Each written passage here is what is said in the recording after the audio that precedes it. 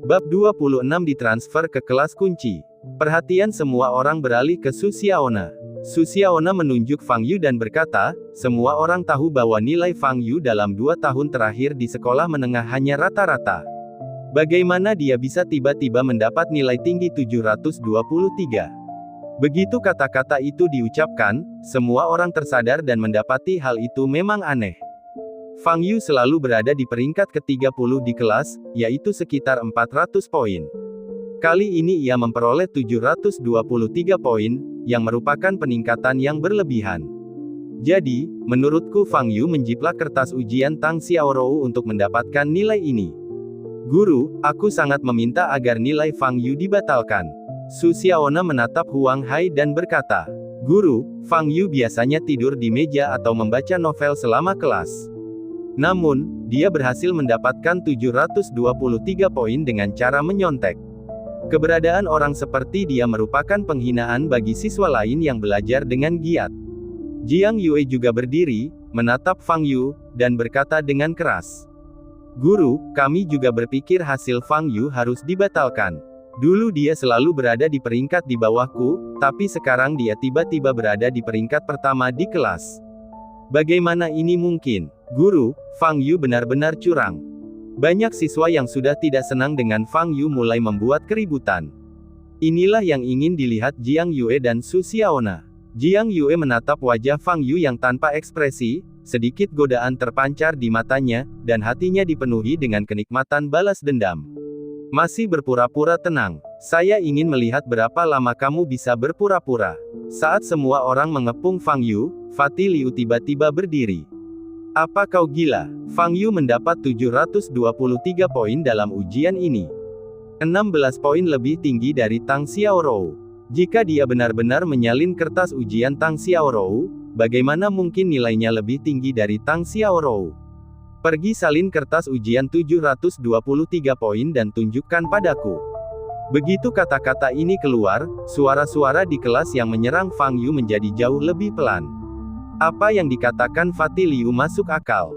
Jika Fang Yu benar-benar meniru kata-kata Tang Xiaorou, mengapa nilainya jauh lebih tinggi daripada Tang Xiaorou?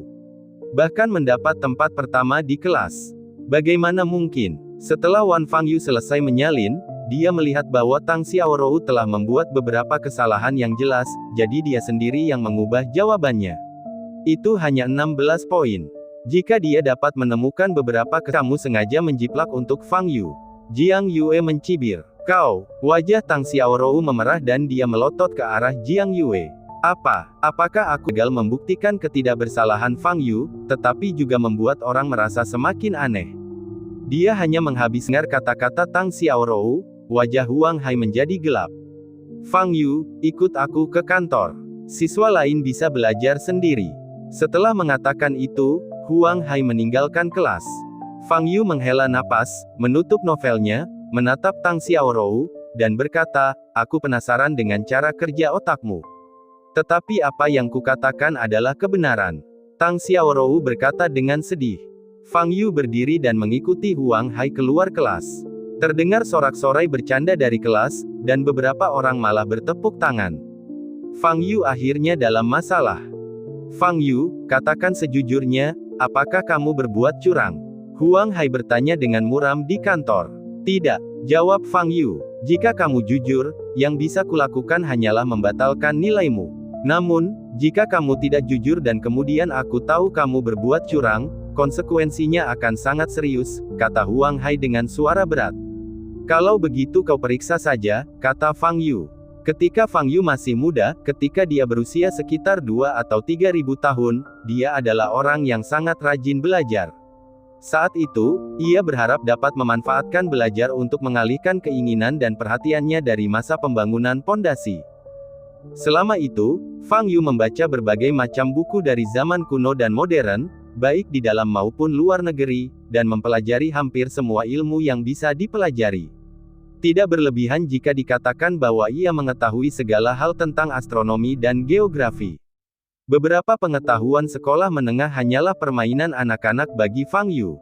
Alasan mengapa dia hanya mencetak 723 poin kali ini adalah karena 723 poin sudah cukup untuk mengalahkan Tang Xiaorou. Kalau saja dia mau, dia bahkan bisa mendapat nilai yang lebih tinggi lagi. Sekarang saya akan membandingkan kertas ujianmu dengan kertas ujian Tang Xiaorou di setiap mata pelajaran. Jika tingkat kemiripannya tinggi, kamu pasti curang, kata Huang Hai, lalu meninggalkan meja. 5 menit kemudian, Huang Hai kembali dengan setumpuk kertas ujian. Banyak guru yang selama ini diam-diam mengikuti masalah ini pun turut berkumpul. Tiba-tiba ada Fang Yu di kelas 2 dan mendapat peringkat pertama di kelas. Bagaimana mungkin guru lain tidak peduli dengan hal seperti itu? Terutama Cheng Hongmei, kepala sekolah kelas utama, dia yakin bahwa Fang Yu telah berbuat curang 100%. Kalau tidak, kalau nilai seorang siswi dari kelas biasa mengalahkan semua siswi terbaik di kelas unggulan, bagaimana mungkin dia bisa menunjukkan mukanya? Guru Huang, Anda harus menanggapi masalah ini dengan serius. Di tahap sprint terakhir tahun terakhir, kita tidak boleh menoleransi siswa yang menyontek. Cheng Hongmei melirik Fang Yu dan berkata, "Ya, kecurangan terjadi hampir sebelum ujian masuk perguruan tinggi. Bukankah ini menipu diri sendiri?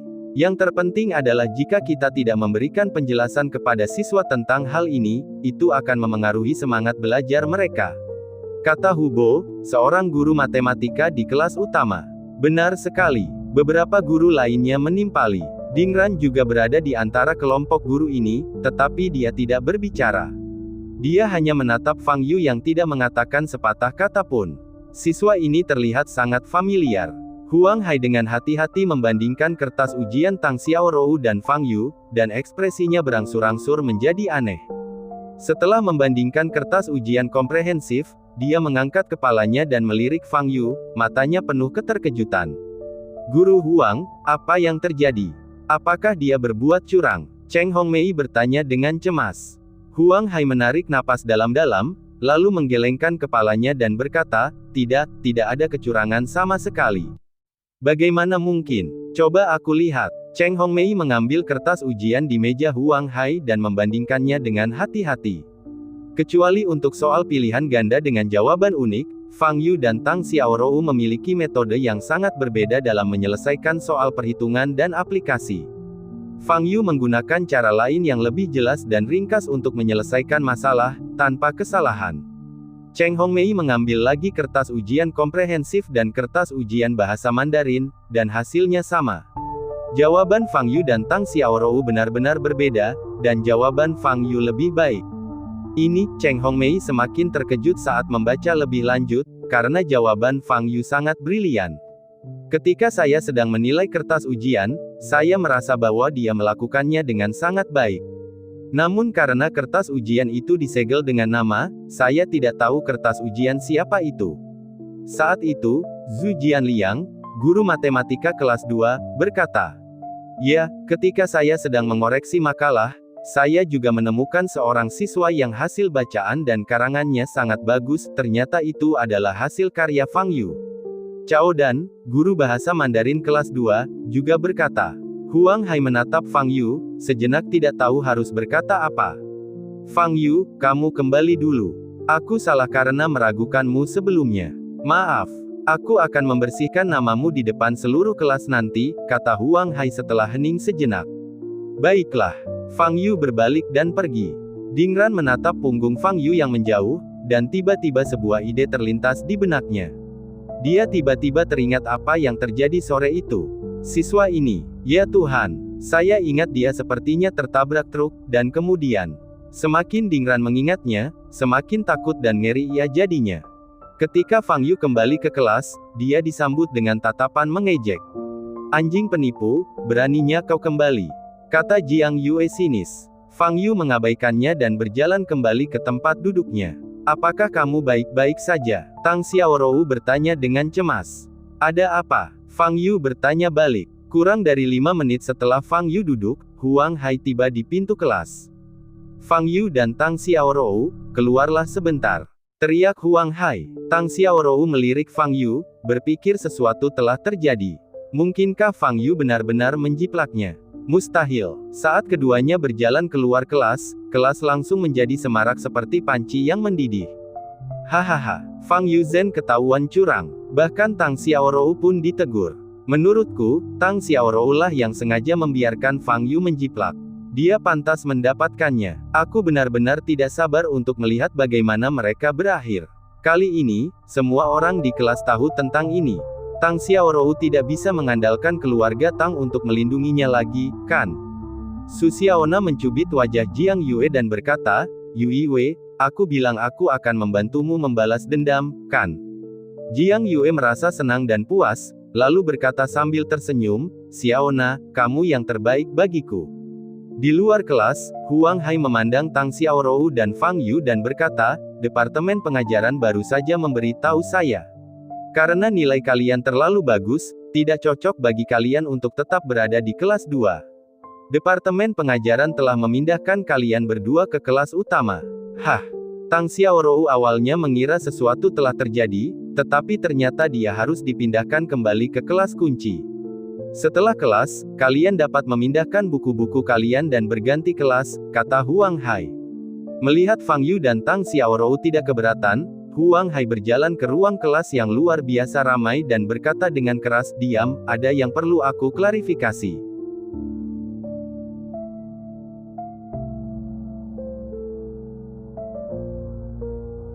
Bab 27 Roti Panggang. Kelas langsung menjadi sunyi. Apakah kamu akan mengumumkan hukuman atas kecurangan Fang Yu? Semua orang menantikannya. Fang Yu tidak menyontek. Dia mengerjakan semua kertas ujiannya sendiri dan mengerjakannya dengan sangat baik. Saya sudah meminta maaf atas kecurigaan terhadapnya. Selain itu, setelah kelas ini, Fang Yu dan Tang Xiaorou akan dipindahkan ke kelas utama. Jadi, saya harap semua orang akan memberikan tepuk tangan kepada Fang Yu dan Tang Xiaorou, terutama Fang Yu. Nilai-nilainya telah mengalami kemajuan besar dalam waktu yang singkat, yang patut dipelajari. Kelas menjadi sunyi, tidak ada yang bertepuk tangan, yang terdengar hanya suara Huang Hai yang berbicara. Tidak seorang pun menduga hasilnya akan seperti ini. Fang Yu tidak hanya tidak ketahuan berbuat curang, ia malah dipindahkan ke kelas kunci. Kelas kunci, itu adalah tempat yang tidak bisa dimasuki Su Xiaona meskipun sudah mencoba selama lebih dari 2 tahun. Bagaimana ini bisa terjadi? Su Xiaona menggertakkan giginya, merasa sangat tidak yakin. Jiang Yue di samping bahkan lebih tidak mau dan mengepalkan tinjunya. Mengapa Fang Yu selalu berhasil lolos dari bahaya? Mengapa? Saya ingin menasihati beberapa siswa agar tidak terlalu iri dengan kemajuan dan prestasi orang lain. Kalian harus tahu bahwa ketika kalian bertemu seseorang setelah 3 hari, kalian harus memandangnya dengan mata baru. Fang Yu pasti telah melakukan upaya yang tidak diketahui untuk mendapatkan tempat pertama di kelas. Kata-kata Huang Hai menghalangi jalan Su Xiaona untuk terus bertanya. Setelah Huang Hai selesai berbicara, tidak ada suara di kelas. Setelah kelas, Fatih Liu berlari ke arah Fang Yu dan berkata, Fang Yu, kamu hebat sekali. Kamu mendapat juara pertama di kelas dan bahkan dipindahkan ke kelas unggulan. Bagaimana caranya? Fang Yu tersenyum dan berkata, sangat sederhana. Yang kamu butuhkan hanyalah motivasi. Misalnya, motivasiku adalah sarapanku setiap hari. Mendengar ini, Tang Xiaorou yang sedang mengemasi buku-bukunya pun terdiam sejenak. Sarapan? Apa maksudmu? Fatih Liu tampak bingung. Fang Yu dan Tang Xiaorou sedang memindahkan buku saat memasuki kelas utama. Begitu tiba di kelas utama, Fang Yu mendapat perhatian yang luar biasa antusias. Semua siswa terbaik penasaran siapakah siswa terbaik di kelas yang tiba-tiba muncul itu. Dalam hati mereka sama sekali tidak percaya Fang Yu bisa mendapat nilai setinggi itu. Namun mereka tidak mengatakannya keras-keras, lagi pula mereka tidak punya kebencian yang mendalam terhadap Fang Yu. Mengenai apakah Fang Yu mampu atau tidak, itu akan terlihat dalam ujian berikutnya. Tidak mungkin dia selalu berhasil menyontek. Di antara tatapan orang-orang ini, ada satu yang sangat tidak bersahabat, dan itu datang dari Yang Su. Fang Yu menyadarinya dan berbalik tersenyum pada Yang Su. Dalam pandangan Yang Su, senyum ini jelas merupakan sebuah provokasi. Dia telah memperingatkan Fang Yu untuk tidak terlalu dekat dengan Tang Xiaorou. Tapi sekarang Fang Yu tidak hanya semakin dekat dengan Tang Xiaorou, dia bahkan datang di depannya. Ini hanyalah tamparan di wajah Yang Su. Semakin Yang Su memikirkannya, semakin marah dia, dan matanya perlahan berubah merah. Namun kemudian dia tenang kembali. Sekarang Fang Yu telah datang di depannya, itu mungkin bukan hal buruk. Setidaknya, dia bisa menghadapi Fang Yu dengan lebih mudah. Setelah kelas, Yang Su menemui Zhao Xuanger dan membisikkan beberapa kata ke telinganya. Keduanya sangat dekat dan tampak seperti sudah melakukan kontak fisik. Setelah mendengarkan kata-kata Yang Su, Zhao Xuanger mengangguk dan segera berjalan menuju tempat Tang Xiaorou dan Fang Yu berada. Xiaorou, kau akhirnya kembali. Aku sangat merindukanmu selama seminggu ini. Zhao Xuanger melemparkan dirinya ke pelukan Tang Xiaorou dan berkata dengan genit. Tang Xiaorou sangat gembira bisa sekelas lagi dengan sahabat baiknya, dan mulai mengobrol dengan Zhao Xuanger. Setelah mengobrol sebentar, Zhao Xuanger berkata, Xiaorou, kamu kembali tepat waktu. Malam ini adalah hari ulang tahunku. Tang Xiaorou tertegun sejenak, lalu berkata, Xuanger, bukankah dulu ulang tahunmu hanya dirayakan menurut kalender lunar? Zhao Xuanger menutup mulutnya dan terkekeh. Dia melirik Yang Su yang duduk di barisan depan dan berkata, itu Yang Su. Dia bilang dia akan merayakan ulang tahunku menurut kalender lunar dan kalender lunar. Dia ingin mengadakan pesta ulang tahun yang megah untukku malam ini. Maukah kau datang? Dengan kehadiran Yang Su, Tang Xiaorou sedikit ragu-ragu, tetapi Zhao Xuanger adalah sahabatnya, dan akan sangat tidak sopan jika dia tidak pergi. Terlebih lagi, sekarang Yang Su bersama Zhao Xuanger, dia mungkin tidak akan mengganggunya seperti sebelumnya. Tentu saja aku akan berpartisipasi. Jawab Tang Xiaorou. Bagus sekali, kata Zhao Xuanger sambil memeluk Tang Xiaorou. Kemudian, Zhao Xuanger menatap Fang Yu yang tengah membaca novel dan berkata, aku belum bertemu teman sebangkumu. Tang Xiaorou menyentuh bahu Fang Yu. Ada apa? Fang Yu menatap Tang Xiaorou. Ini teman baikku, Zhao Xuanger. Tang Xiaorou memperkenalkan. Oh. Fang Yu berbalik lagi, tanpa niat menyapa Zhao Xuanger. Tang Xiaorou sedikit malu dan hendak berbicara. Yang Su ingin aku mengundang semua teman sekelas, termasuk Fang Yu. Zhao Xuanger melirik Fang Yu dan berkata, pada saat ini, bel kelas berbunyi. Aku kembali dulu, kata Zhao Xuanger. Setelah kelas, Tang Xiaorou menusuk Fang Yu dengan jarinya lagi. Maukah kau ikut denganku malam ini? Duduklah sebentar lalu pergi. Tidak tertarik. Jawab Fang Yu. Akan aneh jika Yang Su tidak memiliki motif tersembunyi ketika dia mengundangnya ke pesta ulang tahun Zhao Xuanger. Fang Yu tidak takut dengan apa yang mungkin dilakukan Yang Su, dia hanya merasa bosan. Tapi akan sangat membosankan jika aku pergi sendiri. Xuanger pasti akan bersama Yang Su sepanjang waktu dan tidak akan punya waktu untuk mengobrol denganku, dan aku tidak begitu mengenal teman sekelas lainnya, kata Tang Xiaorou. Jadi bagaimana? Apakah ada banyak hal yang ingin kubicarakan denganmu? Fang Yu bertanya balik. Setidaknya aku sedikit mengenalmu, kata Tang Xiaorou. Aku tetap tidak tertarik. Fang Yu menolak dengan tegas. Pada beberapa kelas berikutnya, Fang Yu terus-menerus diganggu oleh Tang Xiaorou. Tang Xiaorou berusaha keras untuk mengajak Fang Yu pergi bersamanya. Akhirnya, Fang Yu sudah sangat muak dan berkata, diam. Aku akan ikut denganmu jika kau menyetujui salah satu permintaanku. Permintaan apa? Tanya Tang Xiaorou. Datanglah ke rumahku akhir pekan ini dan kerjakan pekerjaan rumah untukku. Fang Yu berpikir sejenak dan berkata, setuju. Tang Xiaorou langsung menyetujui. Setelah sekolah pada sore hari, Fang Yu mengikuti Tang Xiaorou kembali ke keluarga Tang. Tang Xiaorou berganti pakaian menjadi gaun biru langit yang indah dan memakai riasan tipis, tampak secantik peri. Sangat kontras dengan Fang Yu yang mengenakan seragam sekolah. Tempat Yang Su mengadakan pesta ulang tahun Zhao Xuanger berada di lantai atas Hotel Genting di kota Jianghai. Ketika Fang Yu dan Tang Xiaorou tiba, sudah ada banyak orang, sebagian besar siswa di kelas. Seluruh lantai atas sudah dipesan oleh Yang Su. Beberapa meja sudah terisi penuh dengan makanan dan anggur, dan para pelayan serta koki sudah siap sedia melayani kapan saja. Ada juga lantai dansa besar di tengah tempat itu bagi orang-orang untuk berdansa dan bersenang-senang. Xiaorou, kau di sini. Zhao Xuanger berpakaian sangat mewah malam ini, dengan gaun malam putih dan kalung berlian di lehernya.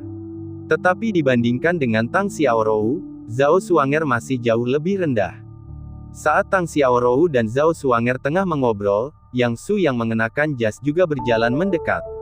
Ketika Yang Su melihat Tang Xiaorou mengenakan gaun, sedikit rasa panas terpancar di matanya, tetapi dia segera menyembunyikannya.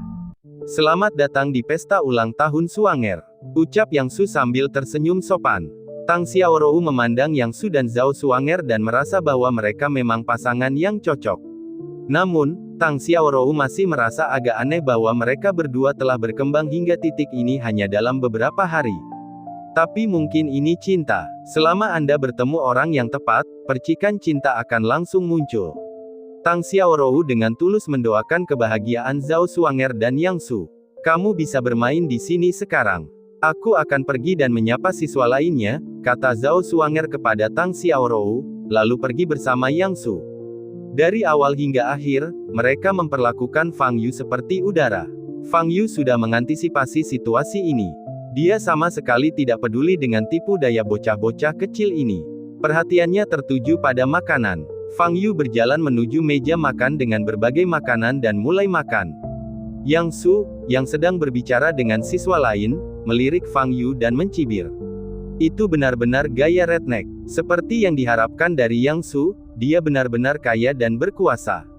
Tuan muda yang telah memesan seluruh lantai malam ini. Biayanya sendiri mungkin ratusan ribu.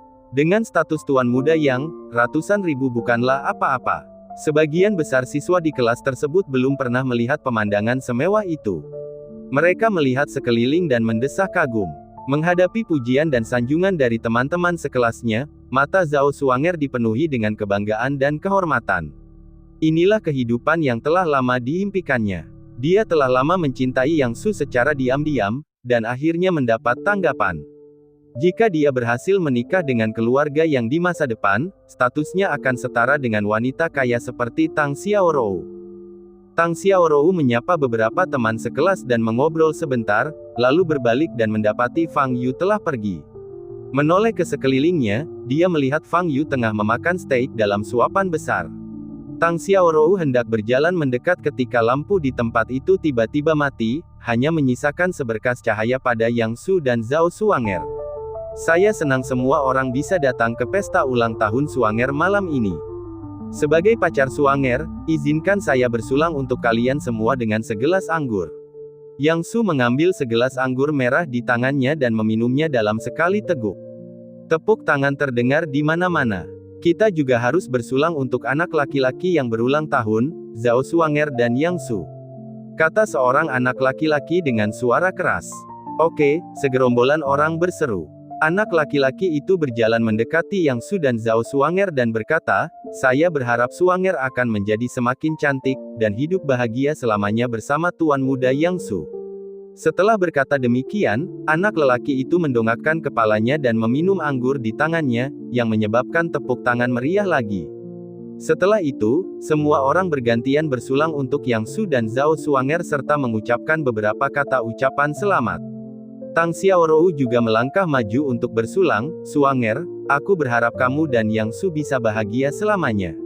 Tentu saja, kata Zhao Suanger dengan gembira. Yang Su tersenyum dan tidak mengatakan apa-apa. Setelah Tang Xiaorou bersulang, dia minggir. Yang Su melihat sekeliling, senyum sinis muncul di wajahnya, dan dia berkata pada dirinya sendiri, sepertinya masih ada teman sekelas yang belum datang untuk bersulang. Setelah mengatakan itu, dia menyuruh pelayan menyalakan lampu. Begitu lampu dinyalakan, semua orang melihat Fang Yu sedang makan kaki ayam panggang di meja di kejauhan. Melihat adegan ini, semua orang tertawa terbahak-bahak. Bukankah Fang Yu terlalu tidak berpendidikan? Ketika menghadiri pesta ulang tahun yang diselenggarakan orang lain, saya bahkan tidak bersulang dan hanya makan dan minum sepuasnya. Teman sekelas Fang Yu, apakah kamu benar-benar lapar? Apakah kamu sengaja datang ke sini dengan perut kosong karena kamu tahu akan ada pesta malam ini? Yang Su bertanya dengan keras. Kalimat ini menyebabkan gelak tawa lagi. Fang Yu mengabaikan Yang Su. Lupakan saja, kita ini teman sekelas. Kalau kamu tidak datang, aku akan datang dan menawarkanmu segelas anggur. Yang Su berjalan mendekat sambil tersenyum nakal, sambil memegang segelas anggur merah. Bab 28 Kamu dan aku bukan teman. Yang Su perlahan berjalan mendekati Fang Yu. Apakah makanan di sini enak? Semuanya dibuat oleh koki internasional. Yang Su berkata sambil tersenyum sinis. Dia telah mengirim orang untuk menyelidiki sebelumnya dan mengetahui bahwa Fang Yu adalah seorang yatim piatu dari keluarga miskin. Justru karena itulah dia meminta Zhao Xuanger untuk mengundang Fang Yu ke pesta ulang tahun. Malam ini, dia akan memberitahu Fang Yu apa celahnya. Fang Yu masih diam memakan makanan di piringnya, mengabaikan Yang Su. Sebagai tuan rumah, aku sudah menghampirimu. Kenapa kau tidak berdiri dan bersulang untukku segelas anggur? Bukankah tidak sopan jika kau melakukannya? Yang Su berkata dengan mata sedikit menyipit. Kemudian, Yang Su tiba-tiba tertawa lagi dan berkata, "Oh, maaf, saya lupa bahwa kamu adalah seorang yatim piatu. Wajar saja jika kamu tidak memiliki keluarga yang mengurusmu dan tidak memiliki seorang pun yang merawatmu." Mendengar ini, Fang Yu mengangkat matanya dan menatap Yang Su. Mata Fang Yu segelap malam, seolah dia bisa melihat segala sesuatu tentang Yang Su dalam sekejap. Yang Su hanya merasakan hawa dingin menjalar dari telapak kakinya, seolah-olah dia jatuh ke dalam gua es. "Karena kamu mentraktirku makan malam hari ini, aku bisa memberimu kesempatan untuk meminta maaf." Fang Yu berdiri dan berjalan di depan Yang Su. Wajah Yang Su sedikit berubah dan jantungnya berdebar kencang. Bagaimana ini bisa terjadi? Bagaimana mungkin aku takut pada seorang Fang Yu? Yang Su merasa malu dan terganggu oleh ketakutan yang tidak dapat dijelaskan. Dengan begitu banyak teman sekelas yang mengawasinya dari belakang, bagaimana dia bisa menunjukkan kepengecutannya? "Minta maaf. Bukankah ucapanku tadi salah? Kau sama sekali tidak punya sopan santun. Jadi, apa kau masih ingin memukulku?" Yang Su memasukkan tangan kirinya ke dalam saku celananya dan berkata dengan bangga. Sebagai prajurit bawaan tahap kelima, Yang Su tidak terkalahkan di antara rekan-rekannya, tetapi dia juga sangat kuat. Jika Fang Yu berani menyerangnya, dia pasti akan membuat Fang Yu menderita. "Bagus sekali." Fang Yu tersenyum, mengangkat tangannya dan mengipasi pipi kiri Yang Su. Yang Su bereaksi cepat. Begitu Fang Yu mengangkat tangannya, dia siap membela diri. Tetapi Yang Su masih tidak menyangka tamparan Fang Yu akan begitu cepat. Ledakan. Tamparan itu mendarat keras di pipi kiri Yang Su, menimbulkan suara keras. Yang Su terhuyung dan jatuh ke tanah, merasa pusing. Sekelompok siswa yang hendak menertawakan Fang Yu tertegun sejenak, lalu mereka bereaksi dan segera berlari ke arah, dan dia berteriak, "Fang Yu, Yang Suku dengan baik hati mengundangmu ke pesta ulang tahunku dan berinisiatif untuk datang dan bersulang untukmu, tetapi kamu mandangan ini. Fang Yu, bagaimana kamu bisa menyerang Yang Su?" Tang Xiaorou tidak mengetahui percakapan antara Fang Yu dan Yang Su, tetapi dia melihat bahwa Fang Yu lah yang memulainya terlebih dahulu. Sebuah ide tiba-tiba terlintas di benaknya. "Saya hanya ingin bersulang dengan Fang Yu dengan segelas anggur, teman sakit minggu lalu.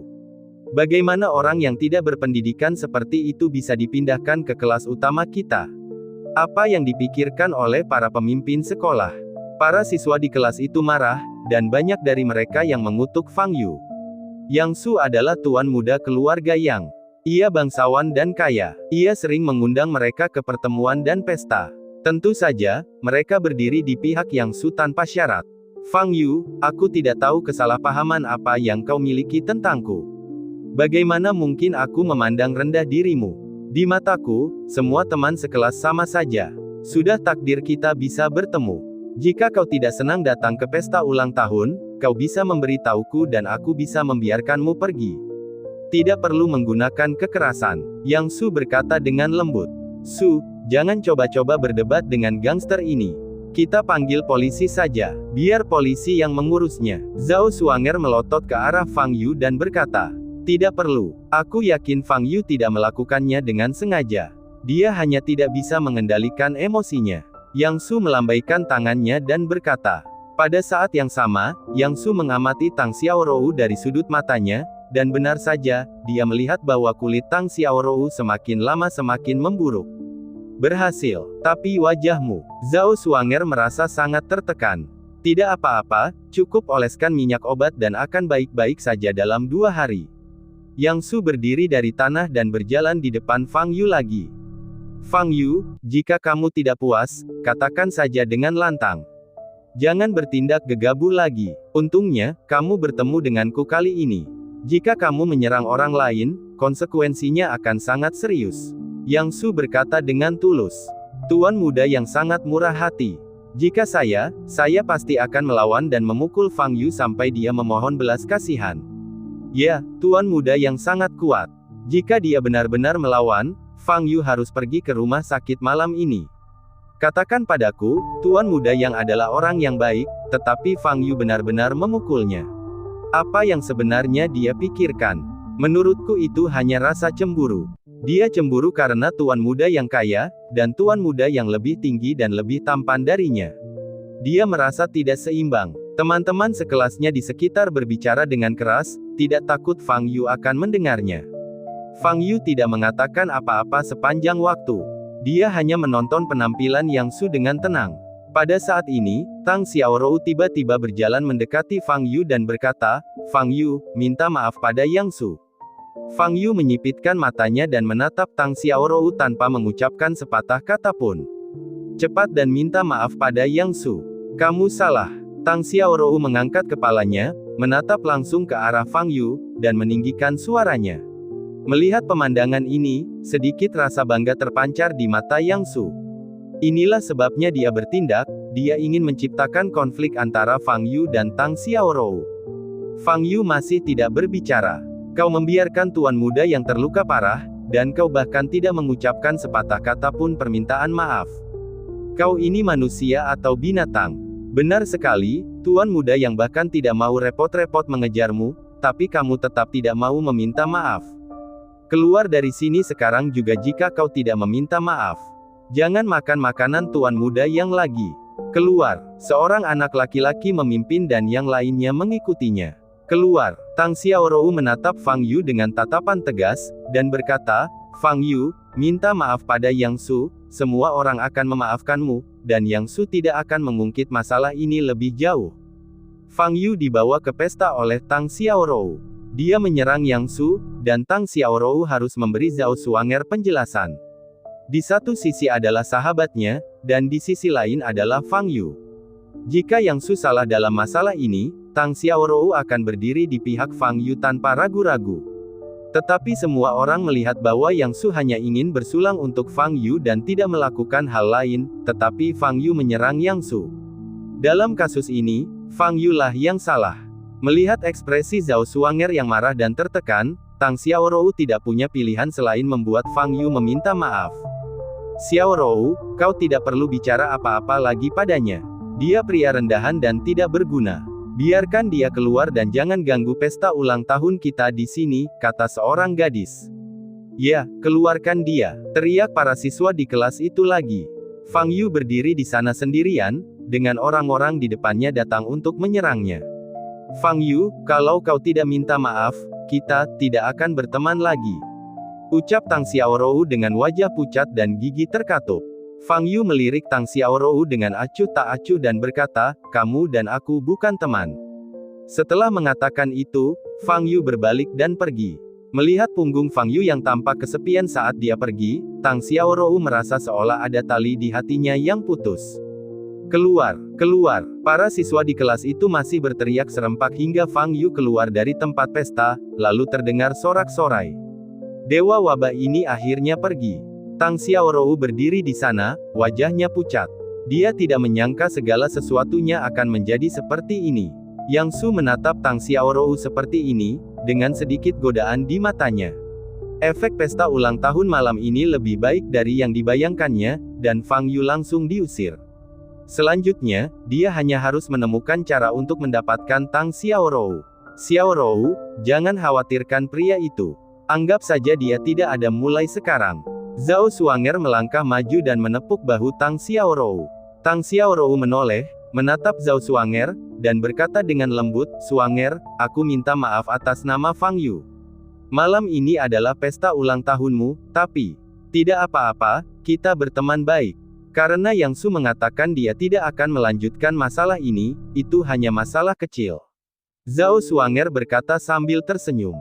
Kemudian, Zhao Xuanger berbalik dan berkata kepada murid-murid lainnya, "Semuanya, silakan bermain. Aku akan menemani Yang Su mengobati luka di wajahnya dan akan segera kembali." Bagus. Setelah Fang Yu pergi, suasana pesta menjadi semarak lagi. Fang Yu berjalan di jalan, tidak merasa senang maupun sedih. Dia sama sekali tidak menanggapi masalah sekecil itu dengan serius. Dia sudah kenyang dan seharusnya pulang saja. Adapun Tang Xiaorou, Fang Yu telah memberinya sedikit muka terakhir dan tidak membunuh Yang Su saat itu juga. Mulai sekarang, Fang Yu tidak akan memberi Yang Su kesempatan lagi. Begitu Fang Yu kembali ke desa di kota, dia menerima telepon dari Ji Dongshan. Tuan Fang, keluarga saya akan mengadakan resepsi pada pukul 10 malam ini. Orang-orang dari semua lapisan masyarakat akan hadir. Master Fu yang terkenal dari dunia seni bela diri Jiangnan juga akan datang. Saya ingin bertanya kepada Tuan Fang, apakah Anda tertarik? Siapa Tuan Fu? Tanya Fang Yu. Dia adalah seorang agen intelijen yang memiliki banyak informasi langka di tangannya. Tuan Fang, Anda mungkin bisa mendapatkan banyak informasi darinya tentang alkimia batin monster yang ingin Anda kumpulkan, kata Ji Dongshan. Bab 29 Dia Pencuri. Baiklah, aku akan ke sana, kata Fang Yu. Saya akan mengirim mobil untuk menjemput Anda, Tuan Fang, kata Ji Dongshan. Tidak perlu, sekarang baru pukul 8.50. Aku akan berjalan pelan-pelan, kata Fang Yu. Setelah menutup telepon, Fang Yu berjalan menuju keluarga Ji, pengusaha intelijen. Faktanya, Fang Yu adalah orang yang memiliki informasi terbanyak di dunia. Setelah hidup selama hampir 5.000 tahun, ia telah bepergian hampir ke seluruh dunia. Namun, dalam 1.000 tahun terakhir, Fang Yu jarang bepergian keliling dunia dan pada dasarnya tinggal di Tiongkok. Lagi pula, dia tidak banyak bepergian selama tinggal di China. Artinya tinggal di satu tempat untuk waktu lama, lalu pindah ke tempat lain untuk waktu lama. Di dunia ini, banyak hal berubah seiring berjalannya waktu. Informasi yang diketahui Fang Yu sebelumnya sudah ketinggalan zaman. Sekarang dia benar-benar harus bergantung pada kekuatan eksternal untuk mendapatkannya dengan cepat. Jika yang disebut Master Fu ini dapat menyediakan satu atau dua tempat di mana monster tingkat tinggi dapat bertahan hidup, Fang Yu akan sangat berterima kasih padanya. Fang Yu berjalan perlahan menuju rumah Ji dan tiba di pintu rumah Ji sekitar pukul 9.50 malam. Saat ini, banyak mobil mewah terparkir di depan pintu rumah keluarga Ji. Fang Yu ingin masuk, tetapi dihentikan oleh dua penjaga keamanan di pintu. Petugas keamanan itu memandang Fang Yu, yang mengenakan seragam sekolah, dan mengerutkan kening, tolong tunjukkan surat undanganmu. Kepala keluargamu secara langsung mengundangku ke sini, kata Fang Yu. Pemilik keluarga mengundangmu secara langsung. Petugas keamanan itu menatap Fang Yu dari atas ke bawah dengan ekspresi tidak percaya di wajahnya. Orang yang diundang langsung oleh Ji Dongshan pastilah tamu terhormat dengan status yang luar biasa. Bagaimana mungkin Fang Yu, seorang siswa sekolah menengah, menerima perlakuan seperti itu? Tunggu di sini, saya akan bertanya, kata seorang penjaga keamanan. Kenapa kamu tanya? Dari luar saja sudah ketahuan kalau dia cuma anak kecil yang ingin masuk ke masyarakat kelas atas dan memperluas wawasan. Usir saja dia, kata satpam lainnya. Silakan tanya saja. Kamu awasi dia di sini, saya akan segera kembali, kata petugas keamanan itu, lalu berbalik dan pergi. Petugas keamanan yang berdiri di pintu menatap Fang Yu dengan tidak sabar. Pada saat ini, sebuah BMW lain berhenti di belakang Fang Yu, dan tiga orang keluar dari mobil, seorang pria parubaya, dan dua gadis berpakaian gaun. Kedua gadis ini adalah Jiang Yue dan Su Xiaona. Mereka bertiga berjalan maju, dan pria parubaya itu melirik Fang Yu yang berdiri di sampingnya, dan mengeluarkan surat undangan dari saku dalam kemejanya. Yang terhormat Tuan Jiang, silakan masuk. Petugas keamanan itu segera memasang wajah hormat dan membungkuk kepada pria parubaya itu. Pada saat ini, Jiang Yue dan Su Xiaona juga memperhatikan Fang Yu berdiri di samping mereka. Jiang Yue menyodok bahu Su Xiaona, tatapannya penuh godaan. Jelas saja, Fang Yu berdiri di sana karena dia tidak bisa masuk. Oh, bukankah ini Fang Yu? Aku tidak menyangka akan bertemu denganmu di sini. Apakah kamu juga datang ke sini untuk menghadiri pesta koktail yang diadakan oleh keluarga Ji? Kata Su Xiaona dengan heran. Fang Yu melirik kedua wanita itu dan tidak berkata apa-apa. Dia tidak mengatakan akan datang ke pesta koktail, kalau tidak, dia pasti sudah datang sejak lama, kata Jiang Yue. Hei, Fang Yu, kamu tidak punya undangan. Itu tidak akan berhasil. Ini adalah pesta koktail yang diadakan oleh keluarga Ji, dan penerbitan undangan sangat ketat. Kalau tidak, banyak orang jahat akan menyelinap masuk, kata Su Xiaona dengan nada sarkastis.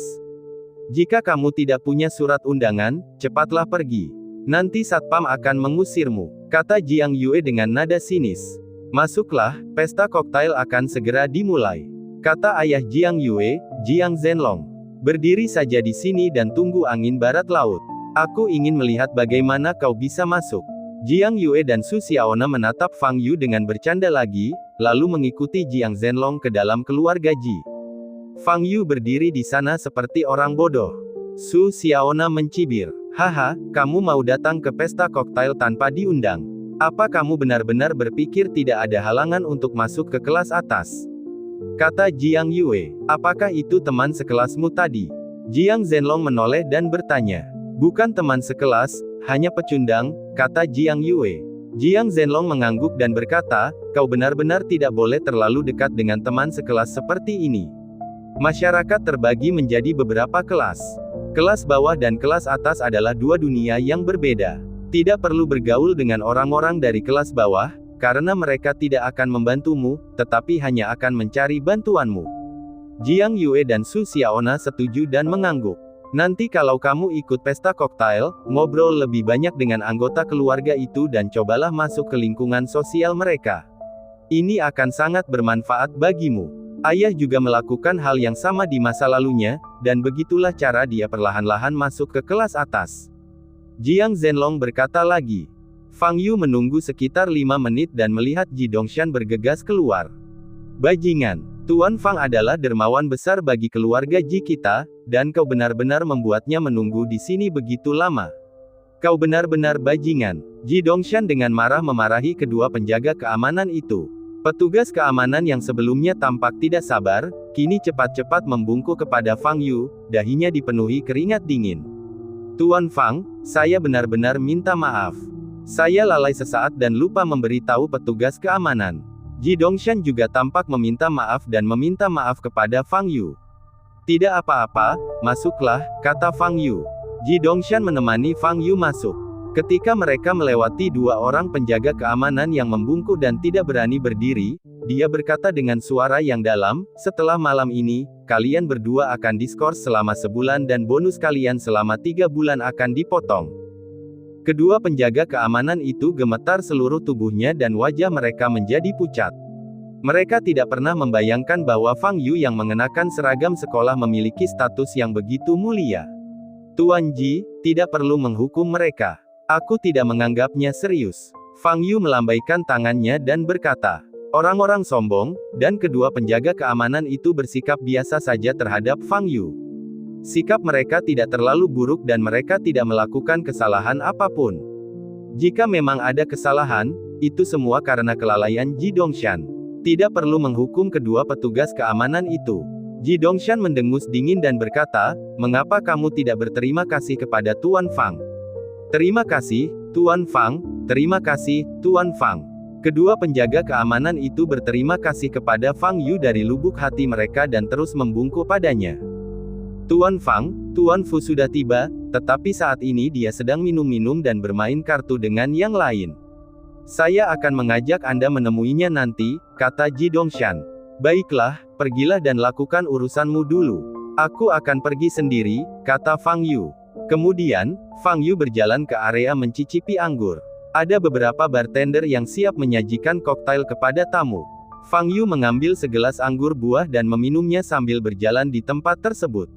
Banyak pelanggan tampak bingung ketika mereka melihat Fang Yu mengenakan seragam sekolah menengah. Anak siapa ini? Mengapa kamu tidak berganti pakaian formal sebelum pergi keluar? Fang Yu mengabaikan tatapan orang lain dan berjalan mengelilingi aula keluarga Ji. Tampaknya Ji Dongshan memiliki hobi mengoleksi barang antik. Barang antik dapat dilihat di mana-mana di ruang tamu, dan masing-masing bernilai mahal. Faktanya, keluarga Fang Yu juga memiliki beberapa barang antik, tetapi semuanya disimpan di rumah di Beijing. Jiang Yue dan Su Xiaona mengikuti Jiang Zhenlong dan menyapa para tamu satu per satu. Para tamu ini tampaknya tidak begitu mengenal Jiang Zhenlong, tetapi mereka tetap menanggapinya dengan sopan. Setelah berjalan-jalan beberapa kali, Jiang Yue menjadi sedikit tidak sabar dan berkata, Ayah, yang lain bahkan tidak mengenal kita, mengapa kita harus menyapa semua orang? Beginilah cara ayahmu bisa masuk ke kelas atas. Kau harus membuat dirimu dikenal oleh bos-bos lainnya, kata Jiang Zhenlong. Tapi ini sangat membosankan, kata Jiang Yue. Dia dan Su Xiaona datang ke pesta koktail hanya untuk bertemu beberapa tuan muda yang kaya dan membuka jalan untuk menikah dengan keluarga kaya di masa depan.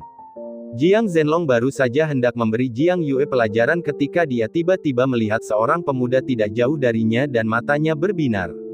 Itu Zheng Peng, tuan muda keluarga Zheng. Kalian berdua ikut aku dan menyapa. Zheng Peng cukup tampan dan terlihat sangat muda. Keluarga Zheng adalah raja pakaian di wilayah Jiangnan.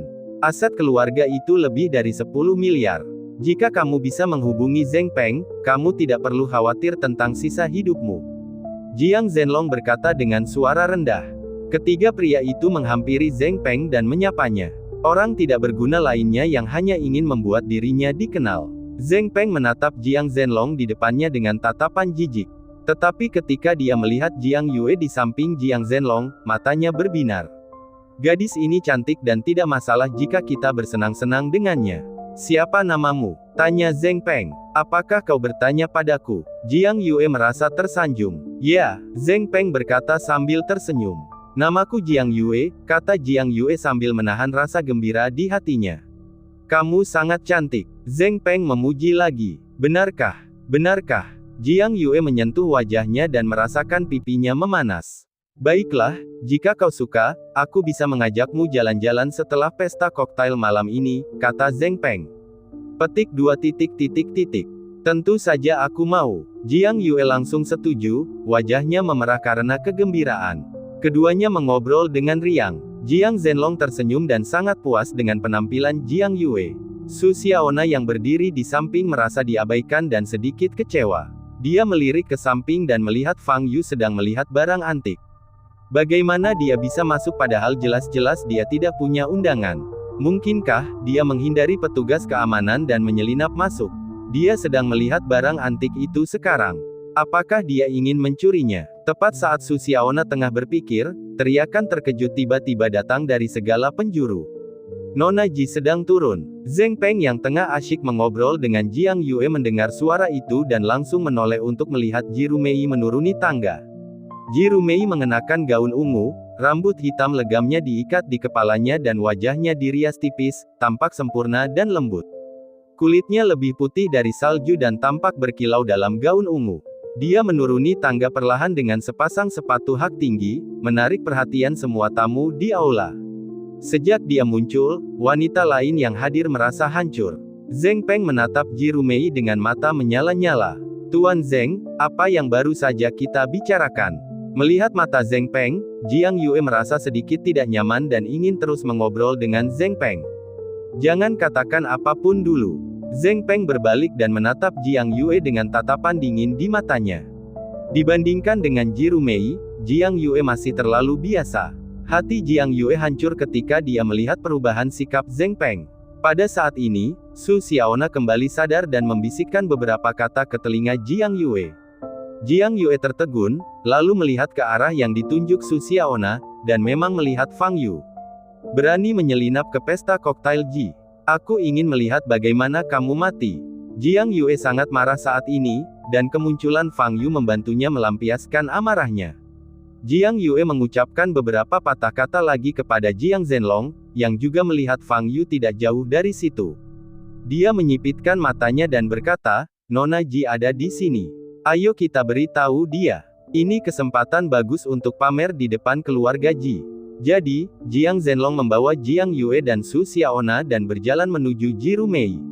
Nona Ji, ada sesuatu yang mendesak untuk kami sampaikan kepada Anda. Ji Rumei sedikit mengernyit dan bertanya, ada apa? Ada pencuri yang menyelinap ke sana.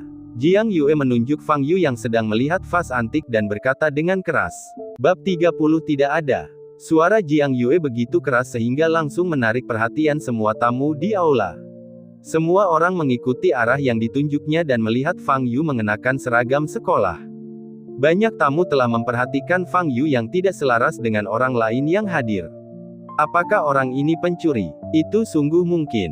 Kalau tidak, mustahil menjelaskan mengapa seorang siswa sekolah menengah berseragam sekolah muncul di pesta koktail tingkat tinggi seperti itu.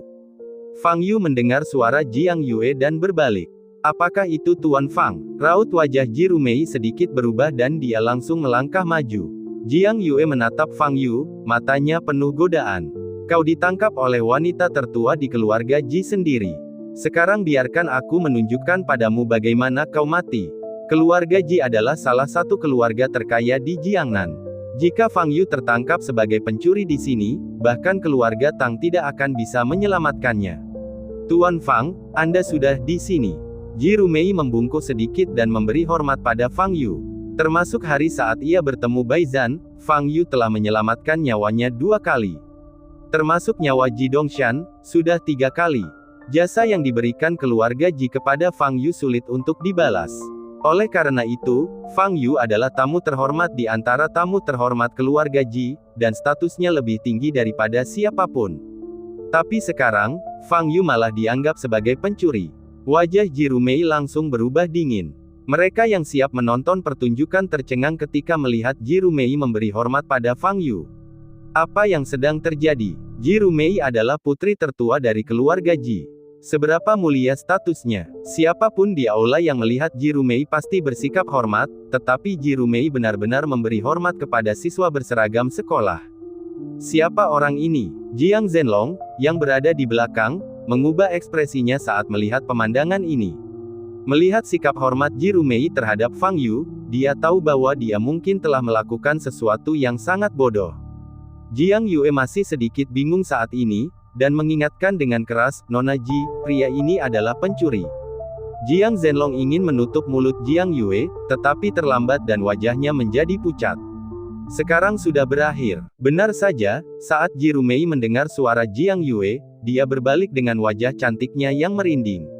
Siapa kamu? Jiang Zhenlong melangkah maju, memaksakan senyum, dan berkata dengan suara gemetar, Nona Ji, saya Jiang Zhenlong, Direktur Departemen Publisitas Grup Huanben.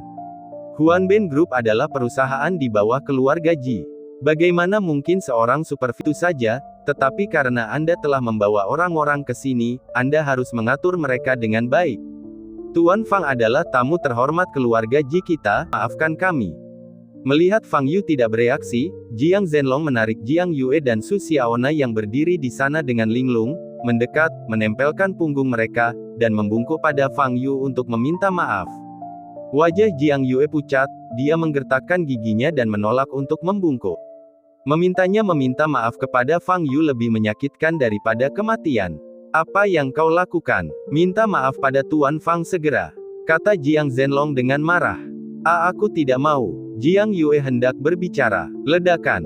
Jiang Zhenlong menamparkan wajah Jiang Yue langsung.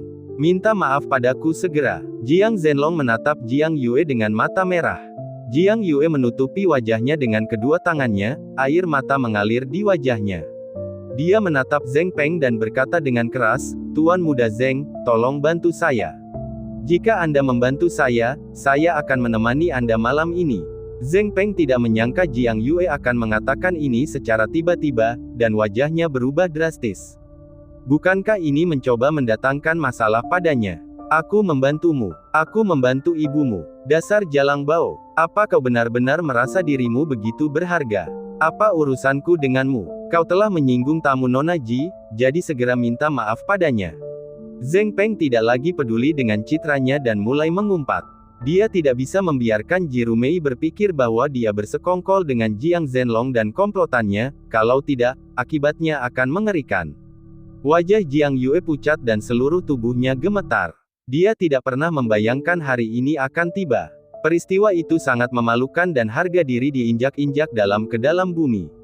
Minta maaf padaku sekarang. Jiang Zhenlong menekan punggung Jiang Yue lagi dan membungkuk pada Fang Yu untuk meminta maaf. Tuan Fang, kami telah menyinggung Anda. Kami minta maaf. Mohon maafkan kami. Seluruh aula dipenuhi dengan permintaan maaf Jiang Zhenlong dan 2 orang lainnya.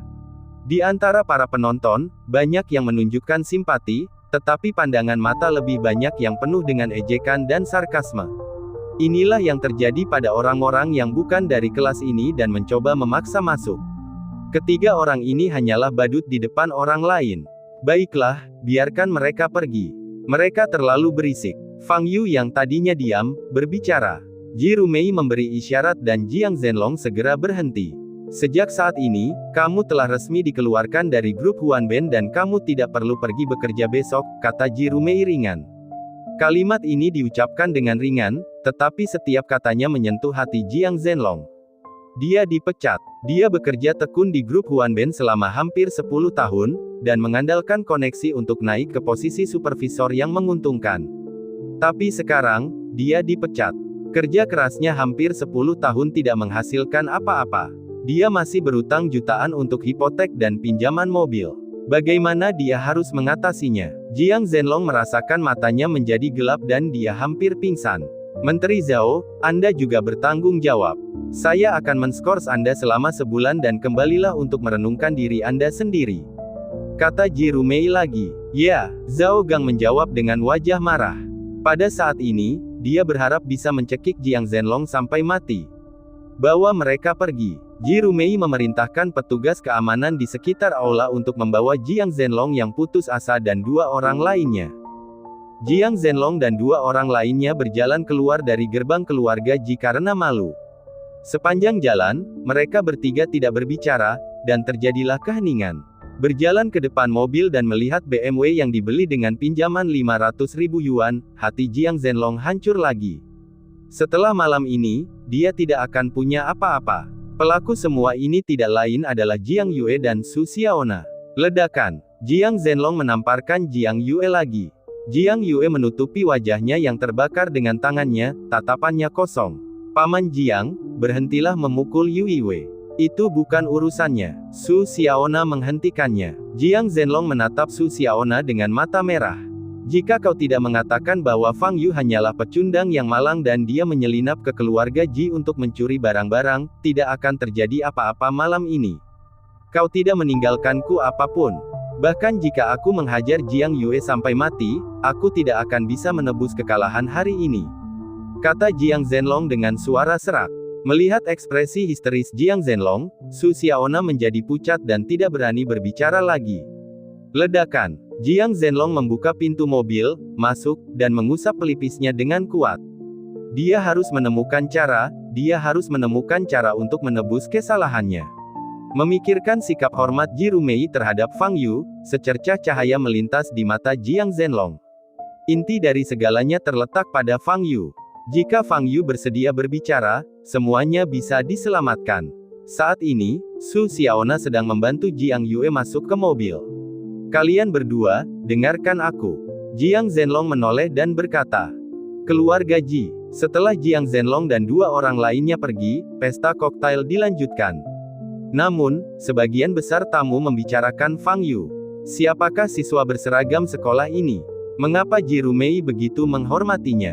Mungkinkah dia keturunan suatu keluarga besar? Namun dia tampak tidak dikenal, dan temperamennya tidak menunjukkan bahwa dia berasal dari keluarga besar. Tidak peduli apa identitasnya, karena Ji Rumei memperlakukannya dengan sangat hormat, dia adalah orang yang tidak dapat tersinggung. Tuan Fang, Tuan Fu seharusnya sudah selesai bermain kartu dan beristirahat. Saya akan mengantar Anda ke atas untuk menemuinya sekarang, kata Ji Rumei. Bagus. Fang Yu mengikuti Ji Rumei ke atas. Berjalan di belakangnya, dia bisa melihat sosok Ji Rumei yang anggun. Setiap kali dia melihat wajah Ji Rumei, dia selalu teringat pada wanita dari bertahun-tahun yang lalu. Keindahan yang sama, keanggunan yang sama. Perbedaannya adalah wanita itu memiliki bakat luar biasa dalam kultivasi. Butuh waktu kurang dari 200 tahun baginya untuk menerobos ke tahap pemisahan roh dan menjadi pemimpin di antara generasi muda. Jika wanita itu diberi waktu 500 tahun lagi, kemungkinan besar dia akan naik ke surga dan menjadi abadi. Sayangnya, dalam perang berikutnya antara sekte-sekte di dunia kultivasi abadi, wanita itu meninggal demi melindungi sektenya. Untuk mengenangnya, Fang Yu mendirikan batu nisan untuknya di puncak Gunung Tianji. Namun, Fang Yu tidak pernah datang memberi penghormatan selama bertahun-tahun, jadi batu nisannya mungkin sudah usang dan hilang. Sambil berpikir, Ji Rumei membawa Fang Yu ke sebuah kamar di lantai 2. Seorang lelaki tua berjubah abu-abu sedang duduk di sofa di ruangan itu, dan Ji Dongshan sedang berkomunikasi dengannya. Tuan Fang, ini Tuan Fu. Ji Rumei memperkenalkan pada Fang Yu. Fang Yu mengangguk dan duduk di sofa di sisi lain. Master Fu di depannya telah mencapai tingkat ke-11 tahap pemurnian Qi, dan dia tampak sangat energik. Namun ekspresinya penuh penghinaan. Tuan Fu, ini Tuan Fang Yu yang ingin membeli informasi dari Anda. Ji Rumei berkata kepada Tuan Fu. Apa gunanya membeli informasi untuk anak bawaan tingkat 5? Kata Master Fu dengan ekspresi angkuh di wajahnya.